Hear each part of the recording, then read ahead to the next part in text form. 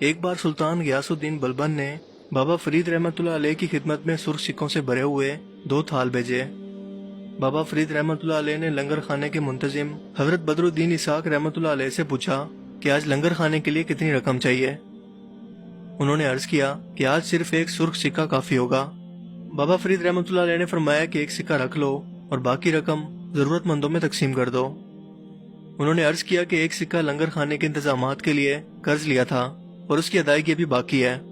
بابا فرید رحمۃ اللہ علیہ نے فرمایا کہ وہ سکہ بھی رکھ لو اور باقی تقسیم کر دو۔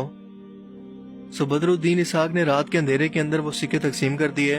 اسی دوران اتفاق سے ایک سکہ زمین پر گر گیا اور وہیں پڑا رہا۔ جب سکوں کو تقسیم کرنے کا کام ختم ہوا تو مولانا کی نظر اس سکے پر پڑی۔ انہوں نے اس سکے کو اٹھا کر اپنے لباس کی جیب میں رکھ لیا کہ چلو کل یہ لنگر خانے کے کام آئے گا۔ عشاء کی نماز کا وقت ہوا اور بابا فرید رحمۃ اللہ علیہ نماز کے لیے کھڑے ہوئے۔ ابھی آپ نے سورہ فاتحہ کی تلاوت مکمل کی تھی کہ آپ نے نماز کی نیت توڑ دی۔ تمام نمازیوں کو حیرت ہوئی لیکن سب خاموش رہے۔ اس کے بعد بابا فرید نے دوبارہ نیت باندھی اور ابھی آدھی نماز بھی مکمل نہیں ہوئی تھی کہ آپ نے پھر سے نیت توڑ دی۔ غرض آپ نے 3-4 مرتبہ ایسا کیا۔ آخر بابا فرید رحمۃ اللہ علیہ مصلی پر بیٹھ گئے۔ آپ کے تمام مرید شدید حیران و پریشان تھے لیکن کسی میں بھی سوال کرنے کی جرت نہیں تھی۔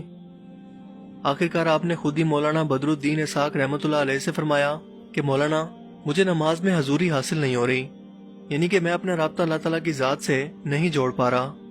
حضرت بدر الدین اسحاق رحمۃ اللہ علیہ ہاتھ باندھ کر کھڑے ہو گئے اور فرمانے لگے، سیدی حضور فرمائیے اس سلسلے میں یہ ناقص آپ کی کیا مدد کر سکتا ہے؟ بابا فرید نے کچھ لمحے کی خاموشی کے بعد پوچھا، مجھے ایسا معلوم ہوتا ہے کہ جیسے سلطان کی طرف سے آئے ہوئے سکوں میں سے ابھی بھی کچھ باقی رہ گیا ہے۔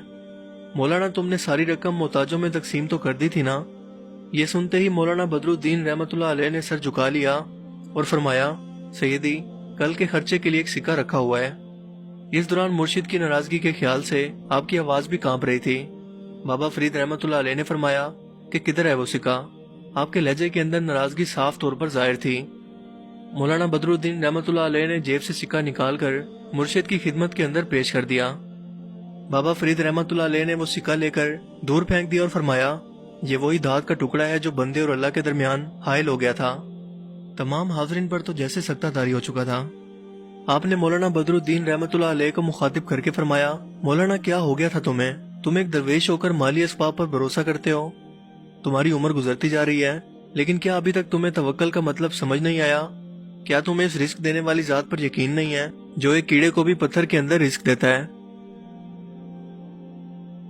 دوستو اگر ہم سمجھے تو اس واقعے کے اندر ہمارے لیے بہت بڑا سبق ہے کہ ہمیں رزق کے لیے لوگوں کی بجائے رزق دینے والی ذات یعنی صرف اللہ تعالیٰ کی ذات کا محتاج ہونا چاہیے۔ اور دوسرا سبق یہ ہے کہ ناجائز اور حرام طریقے سے کمایا گیا مال انسان اور بندے کی عبادت کے درمیان رکاوٹ بن جاتا ہے، یعنی ایسے شخص کی عبادت قبول ہی نہیں ہوتی۔ اللہ تعالیٰ ہمیں عمل کی توفیق عطا فرمائے۔ اگر آپ کو یہ ویڈیو اچھا لگا تو اسے لائک کیجئے، اس واقعے کو ثواب کی نیت سے شیئر کیجئے، ہو سکتا ہے کہ کسی کے دل پر اس بات کا اثر ہو جائے۔ اب میں ملوں گا آپ سے ایک نئی انٹرسٹنگ ویڈیو میں، تب تک کے لیے اپنا بہت سا خیال رکھیے گا۔ Thanks for watching this video. اللہ حافظ۔